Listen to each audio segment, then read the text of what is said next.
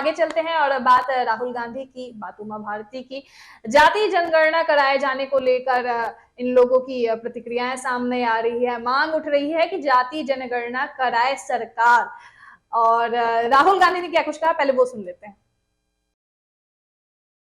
जो हिंदुस्तान की जनता है उनको एम्पावर करना चाहता हूं, और अगर मुझे दिखे कि ओबीसी कम्युनिटी जो है, जो बहुत बड़ी कम्युनिटी है, किसी को नहीं मालूम कितने लोग हैं, बट लोग कहते हैं 50% तक हो सकते हैं। जब मुझे दिखता है कि एक कम्युनिटी है जिसमें हिंदुस्तान की 50% आबादी है, गवर्नमेंट ऑफ इंडिया के सेक्रेटरीज में 3 लोग हैं, 90 में से 3, और वो 5% बजट को कंट्रोल करते हैं। कर्नाटक में कहा था कि जिस दिन आएगी उस दिन हमारी 5 गारंटीज लागू हो जाएंगी।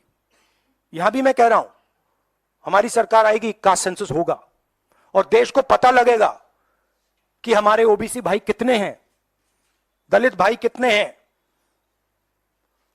और उनको देश को चलाने में भागीदारी मिलेगी। यह मैं आपको कह रहा हूं। तो राहुल गांधी मांग कर रहे हैं लगातार कि जातीय जनगणना कराया जाए। अगर ऐसा ही रहा तो महिला आरक्षण बिल्कुल लागू होने में 10 से 15 से 20 साल लग जाएंगे। ये अब बयानबाजी। देखिए, ये स्वाभाविक सी चीज है कि जिस तरीके से महिला आरक्षण बिल लाया गया है, उस कंडीशन में अगर ये चीजें आ रही है तो कोई नई नहीं है। क्योंकि देखिए, एक तो आरक्षण दिया जा रहा है, ये अब सबको क्रेडिट भी चाहिए तो इसलिए भी हो रहा है। लेकिन दूसरा क्या है कि ये जो जातिगत जनगणना की जो बात कही जा रही है, ये मुद्दा, जैसा मैंने आपको बताया कि बिहार में जातिगत जनगणना हो गई और कुछ दिन में एक तरह से इसके आंकड़े भी जो है सामने आ जाएंगे। और इंडिया गठबंधन बनने के बाद जो है इस को भी जो है नीतीश कुमार चाहते थे कि पूरे देश में जो है ये इंडिया गठबंधन की ओर से ये एक बड़ा मुद्दा हो। अब जिस तरीके से आरक्षण आया, तो मुझे नहीं पता कि इंडिया गठबंधन इसको प्रमुखता से उठाना चाहती थी या नहीं चाहती थी, लेकिन ये बातें हो रही थी कि जब रैलियां होंगी तो इससे भी उठाया जाएगा। लेकिन अब ये तय हो गया कि ये जातिगत जनगणना का मुद्दा उठेगा, और संसद में सोनिया गांधी ने भी बोला, राहुल गांधी खुद बोल चुके जी। तो अब ये जो है एक मुद्दा है। लेकिन सबसे बड़ा सवाल है कि जातिगत जनगणना की जो बात कही जा रही है, ये कोई आज का विषय नहीं है। बिल्कुल। जातिगत जनगणना जो है वो आप ये समझ लीजिए कि इसकी शुरू, जैसे जनगणना ही है तो अंग्रेजों ने शुरू किया था और उसी समय से ये चला रहा है। लेकिन जातिगत जनगणना को जो है संविधान में जो है, जब हमारा जो संविधान बना तो बाबा साहब अम्बेडकर ने कहा कि नहीं, ये ऐसा नहीं करना चाहिए, क्योंकि इससे कहीं ना कहीं हमारा समाज बटेगा। इसलिए जो है जातिगत जनगणना को रोका गया था। तो जो आखिरी बार जो जनगणना हुई थी, वो जनगणना हुई 1931 में, और उस समय बताया गया कि कितनी जातियां हैं और किस कास्ट की कितनी जातियां। तो उस समय के अनुसार से कहा जाता है कि लगभग 4000 समथिंग जो है जातियां हुआ करती थी। लेकिन ये मांग फिर भी जो है कभी खत्म नहीं हुआ। संविधान में कहा गया कि जनगणना तो होगा, लेकिन हम जाति आधारित जनगणना नहीं करेंगे।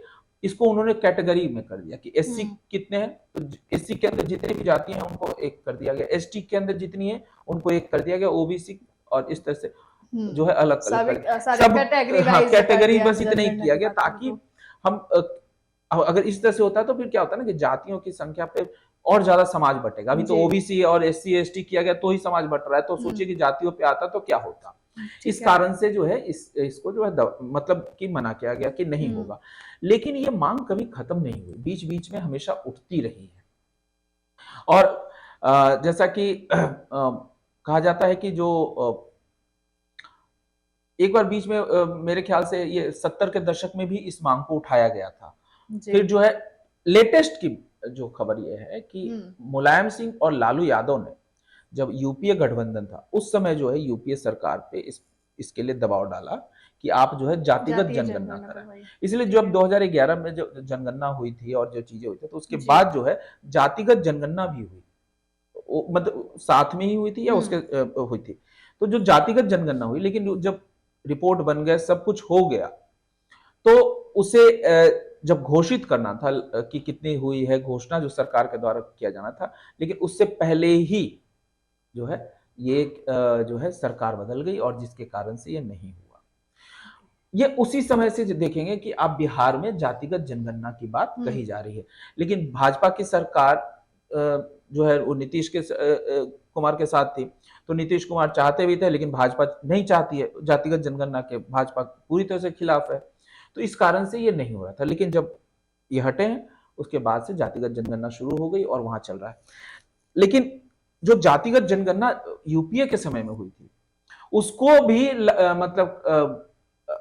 मतलब सार्वजनिक करने की बात चलती आ रही थी, लेकिन जो है केंद्र सरकार ने नहीं किया, सिर्फ जनगणना जो भी था उसके ही सार्वजनिक किया।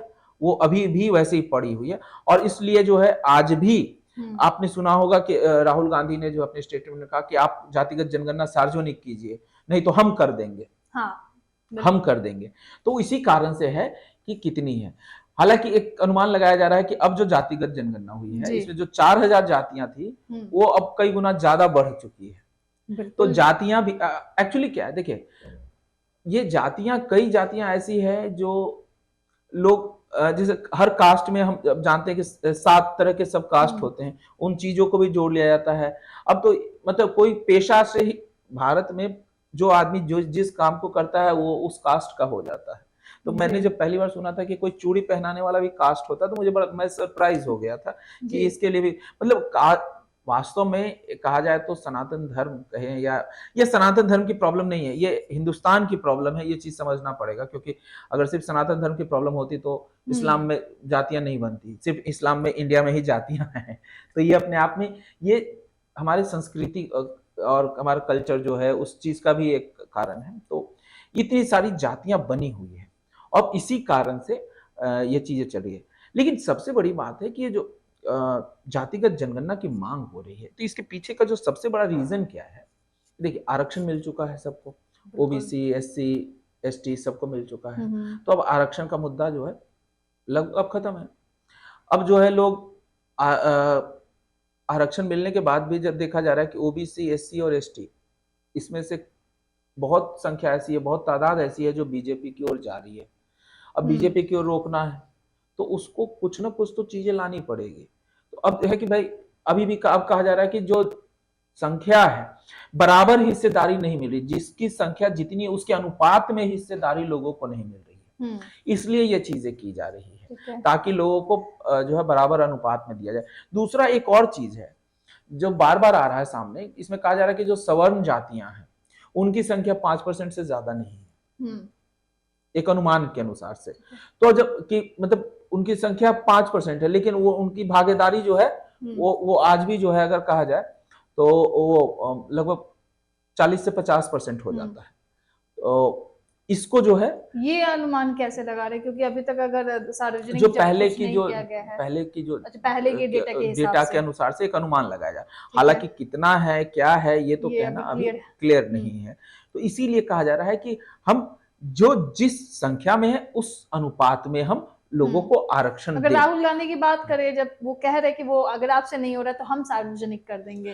देखिए ये तो वही अभी क्या है, अब तो क्या कि क्रेडिट तो हर चीज में चाहिए। अब जातिगत जनगणना जब होती है तो जाहिर सी बात है वो जातियां जो ओबीसी से आती है या एससी से आती है या एसटी से आती है, उनके अंदर डायरेक्ट क्या संदेश जा रहा है कि मतलब आरक्षण में मुझे हक जितना मिला अभी सही नहीं है, मुझे और हक मिल सकता है। लेकिन ये हक तभी मिलेगा जब मैं वोट राहुल गांधी को दूंगा या इंडिया अलायंस को दूंगा, क्योंकि मोदी तो दे नहीं रही हमें। तो जो हमने वोट दिया, गलती किया, वोट इनको देना है। तो अब एक माइंड में जा रहा है कि जब जो जिस संख्या के अनुपात में, उसी अनुपात में मुझे जो है आरक्षण भी मिलना चाहिए। तो जब ये जा रहा है तो जाहिर सी बात है वो उस आरक्षण को लेने के लिए आपको क्या करना पड़ेगा, तो वोट देना पड़ेगा। तो वोट किसको देना पड़ेगा? जो जातिगत जनगणना चाहता है। जो नहीं चाहता उसको हम वोट कैसे दे सकते हैं फिर? तो जो मतलब वोटर बीजेपी की ओर था, ओबीसी, एससी और एसटी में से, अब वो वापस खींचने के लिए ये सारी चीजें जुगत लगाई जा रही है। लेकिन अब ये देखिए जिस तरीके से हो रहा है, ये एक चीज तो है हक मिलना चाहिए, वो सही बात है, लेकिन कहीं ना कहीं देखेंगे कि आरक्षण जब से लागू हुआ, खासतौर से ओबीसी आरक्षण मंडल कमीशन के, उसके बाद कहीं ना कहीं एक आप देखेंगे कि थोड़ा सा एक समाज में जो है जातियों को लेके और ज्यादा, मैं ये नहीं कह रहा कि पहले नहीं था, पहले भी था, लेकिन एक विभाजन तो हुआ कि अब ये जनरल कैटेगरी वाला है, ये ओबीसी कैटेगरी वाला है। हालांकि ओबीसी का आरक्षण मिलने के कारण फायदा हुआ कि ओबीसी के लोग जो है भी अब आरक्षण, मुख्य धारा में जी। आए और चीजें हुई, नौकरियों में आरक्षण।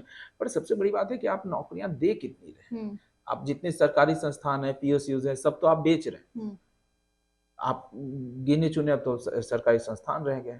तो लेकिन सिंपल सी बात है, या तो आप सरकारी नौकरियां नौकरियां दे जनरेट भी करें, नहीं रहे हैं। लेकिन अगर हम तनख्वाह की बात की जाए हाँ, तो तनख्वाह भी केंद्र नहीं दी जा सरकार रही है। द्वारा उन तमाम तो लोगों को हाँ, नहीं मिल रही तो है। ये सब जो है एक झुनझुना है। और मुझे तो लगता है कि सिर्फ सिंपल सी बात है कि आपको शिक्षा, देखिए जैसे मैं एक चीज मैं कहूंगा कि अरविंद केजरीवाल की मैं तारीफ करूंगा कि आप कुछ भी करें, ऐसा नहीं है कि हर काम अच्छा कर रहे हैं, लेकिन हाँ एजुकेशन पे जोर दे रहे हैं, ये अच्छी बात है।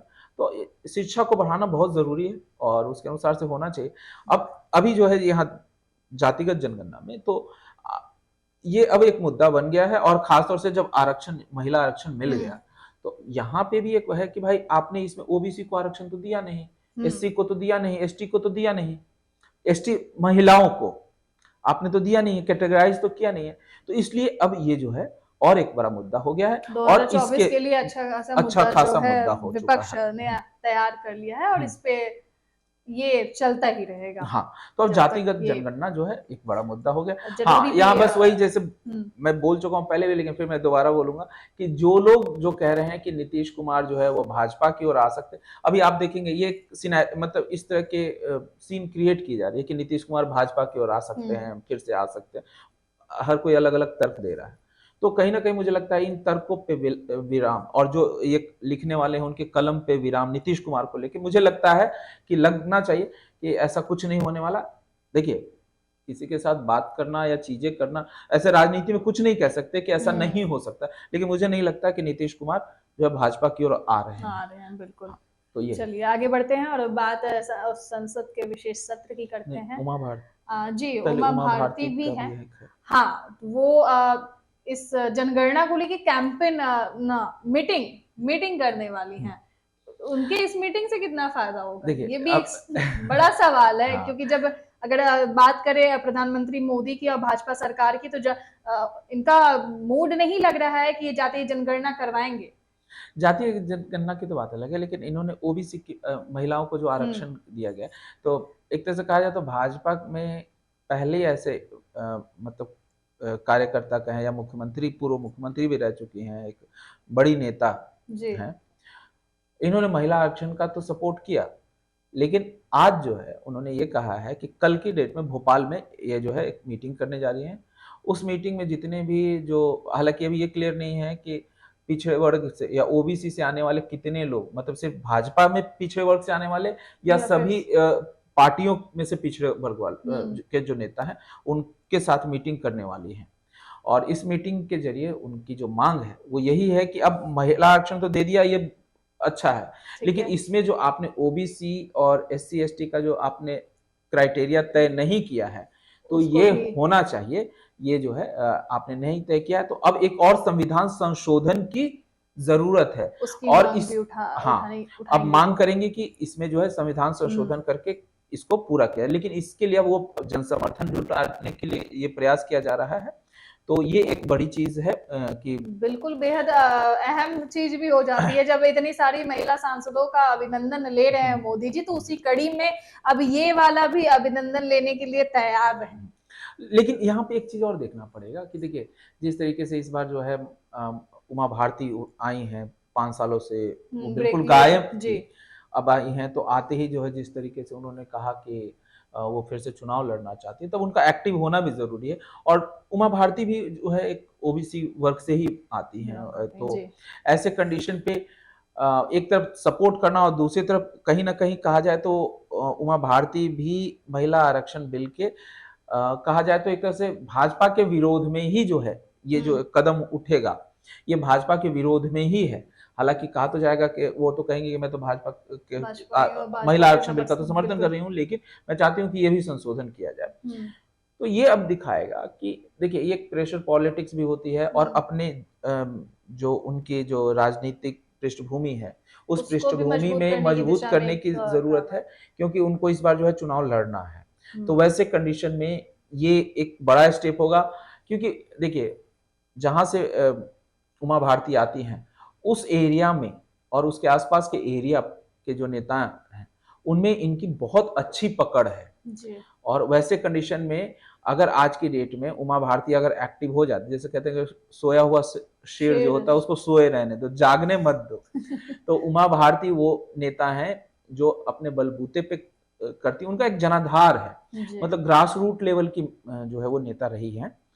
तो वैसे कंडीशन में अगर वो अपनी जमीन फिर से तैयार कर रही हैं, तो ये देखना होगा कि ये क्यों है, ये भाजपा के अगेंस्ट जाएगा या फिर जब उनके भाजपा के फेवर में, फेवर में रहता ये है, तय करेगा जब टिकटों की बात होगी। अगर भाजपा की तरफ से इस पे कोई ज्यादा समर्थन नहीं मिलता है तो दिक्कत आएगी, लेकिन अभी मुझे लगता है कि अपनी दावेदारी को मजबूत करने के लिए ही वो इस तरह की चीजें कर और रहे हैं। बहुत अच्छा उनको अवसर भी मिला है। अगर हाँ। उनकी दावेदारी की बात करें, जिस तरह से 5 साल का गैप और फिर 5 साल के गैप के बाद उन्होंने चुनाव लड़ने का भी ऐलान किया, तो ये अच्छा अवसर है। देखते हैं कि कितना वो उनके द्वारा इस पर काम होता है, किस तरह की मीटिंग होती है, क्या रंग लाती है उनकी ये मीटिंग। और संशोधन करने की बात है संविधान में, तो क्या उनकी जो मांग है उस पर मोदी सरकार, बीजेपी सरकार को ये प्रतिक्रिया देती है या नहीं, ये देखने वाली देखिए बात अभी होगी। तो प्रतिक्रिया देने की बात तो नहीं होगी मेरे ख्याल से, क्योंकि अभी तो ये एक जन समर्थन जुटाने की कोशिश करेंगे, खासतौर से एमपी में, क्योंकि एमपी में जी। उनको अपनी ताकत बढ़ानी है। और ये कोशिश की जाएगी कि अब दिखाने की मेरे साथ कितने लोग जुड़े हैं, तो मुझे आप नजरअंदाज नहीं कर बिल्कुल। सकते। ये उनके इसलिए चुनावी हाँ, चुनाव के लिए चुनावी बेहतर होगा, रणनीति है बिल्कुल। और उसके तहत ये चीजें की जा रही है। हुँ। लेकिन सबसे बड़ी चीज है कि एक चीज तो है कि कहीं ना भाजपा अभी के डेट में मोदी के खिलाफ बोलने की हिम्मत किसी में नहीं है। और आज कोई भाजपा का कोई भी व्यक्ति ये नहीं बोल सकता कि महिलाओं को जो आरक्षण मिला है लोकसभा और जी। ये स्टेट के जो विधानसभाओं में है, ये इसमें ओबीसी, एससी और एसटी को भी अलग से कैटेगराइज किया जाना चाहिए। ये बात भाजपा के किसी भी व्यक्ति में बोलने की हिम्मत नहीं है। तो वैसे में ये सबसे बड़ी बात है कि भाजपा का ही एक व्यक्ति जो एक बड़ा नेता है, वो अगर इस बात को बोल रहा है और जितने इंडिया गठबंधन के लोग हैं वो भी इसी बात को, तो कहीं ना कहीं उनका सपोर्ट करना हुआ। तो ये अपने आप में एक देखने वाली बात होगी कि ऐसी बातों पे क्या भाजपा जो है सबसे पहले उनको सस्पेंड करने की कोशिश करेगी, या उनको भाजपा से अलग करने की कोशिश करती है, या फिर उनको अंदर लाके चुप कराने की कोशिश करती है। तो ये जो है एक देखने वाली बात होगी। उमा भारती के लिए तो अपनी जमीन तैयार करना है, भाजपा के लिए देखना होगा कि इस पे क्या भाजपा एक्शन क्या होता है, रणनीति अपनाती है उमा भारती को लेके। जी।